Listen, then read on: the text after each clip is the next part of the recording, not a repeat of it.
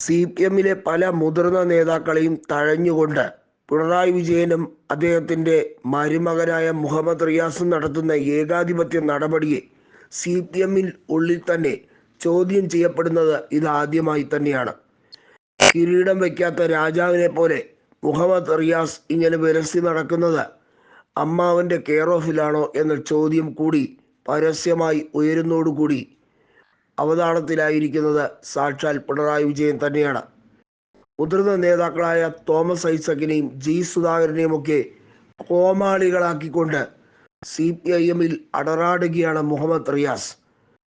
മുഹമ്മദ് റിയാസ് പറഞ്ഞിരിക്കുന്നത് മുൻ PWD മന്ത്രിയുടെ പിടിപ്പുകേട് കാരണം തനിക്ക് പല ബുദ്ധിമുട്ടുകളും നേരിടേണ്ടി വരുന്നു എന്നതാണ്.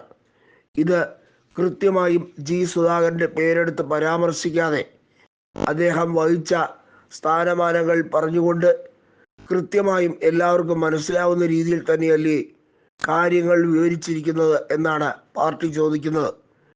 മുഹമ്മദ് റിയാസിനെ പോലുള്ളവരെ അച്ചടക്ക നടപടിക്ക് വിധേയമാക്കേണ്ട സമയമായി കഴിഞ്ഞിരിക്കുന്നു എന്നാണ് പറയപ്പെടുന്നത്. ജി സുധാകരനെ പോലെ തോമസ് ഐസക്കിനെ പോലെ മികച്ച രീതിയിൽ പ്രവർത്തനം നടത്തിയവരെയൊക്കെ അവഹേളിക്കുന്ന പല കാര്യങ്ങളും ഇതിനോടകം തന്നെ ഉണ്ടായിക്കഴിഞ്ഞിരിക്കുന്നു. അതുകൊണ്ട് തന്നെയാണ് കോൺഗ്രസിലേക്ക് ചേക്കേറാനുള്ള ആഗ്രഹം പലതവണയായി ഇപ്പോൾ ഉരുത്തിരിഞ്ഞു വരുന്ന സാഹചര്യം ഉണ്ടായിരിക്കുന്നത്. അങ്ങനെ സംഭവിച്ചാൽ തീർച്ചയായും CPM-ന്റെ അടിത്തറയ്ക്ക് വിള്ളൽ ഉണ്ടാകും. അത് വലിയ തോതിൽ തെരഞ്ഞെടുപ്പിലെ കാര്യങ്ങളെ ബാധിക്കും എന്ന് കൃത്യമായി തന്നെ പത്തനംതിട്ട ജില്ലാ കമ്മിറ്റിയും ആലപ്പുഴ ജില്ലാ കമ്മിറ്റിയും പറയുകയുണ്ടായി. പത്തനംതിട്ടയിൽ തോമസ് ഐസക്കിനെ തോൽപ്പിച്ചതാണ് അദ്ദേഹത്തിന് വിജയസാധ്യത ഉണ്ടായിരുന്നു എന്നാണ് കൃത്യമായ വിലയിരുത്തൽ. അവിടെ ഫൗൾ പ്ലേ കളിച്ചില്ലായിരുന്നുവെങ്കിൽ അവിടെ ജയിക്കാൻ കഴിയുമായിരുന്ന സീറ്റായിരുന്നു എന്ന വിലയിരുത്തൽ KP ഉദയഭാനു അടക്കമുള്ളവർ പറഞ്ഞിട്ടുണ്ട് എന്നുള്ളതാണ് എടുത്തു പറയേണ്ട ഒരു വിഷയം.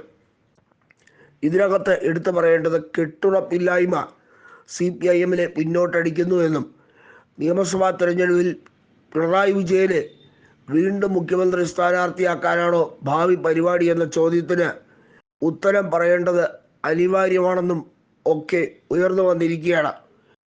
വലിയ തരത്തിലുള്ള പൊട്ടിത്തെറിയിലേക്കാണ് CPIM-ന്റെ സംസ്ഥാന സമ്മേളനം ഇനി കലാശിക്കാൻ പോകുന്നതെന്ന വിലയിരുത്തലിലേക്കാണ് സംസ്ഥാന കമ്മിറ്റി നേതാക്കളിൽ പലരും.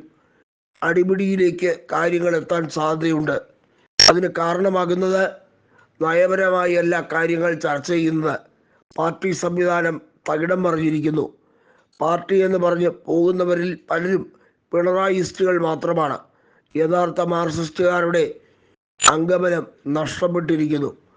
പലരും പിണറായിക്ക് കുഴലൂതാൻ വേണ്ടി മാത്രം സംസ്ഥാന സമ്മേളനങ്ങളിൽ പങ്കെടുക്കുന്നു.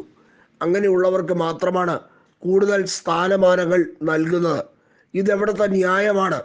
കൃത്യമായ ചോദ്യങ്ങളാണ് ഉയർന്നു കേൾക്കുന്നത്. ഇതിനോട് മറുപടി പറയാൻ പോളിറ്റ് ബ്യൂറോ അംഗങ്ങളും തയ്യാറല്ല. MV ഗോവിന്ദൻ വെറും ഒരു ബഫൂണായി മാറിക്കഴിഞ്ഞിരിക്കുന്നുവെന്നും പാർട്ടി സമ്മേളനത്തിൽ വിലയിരുത്തൽ ഉണ്ട്.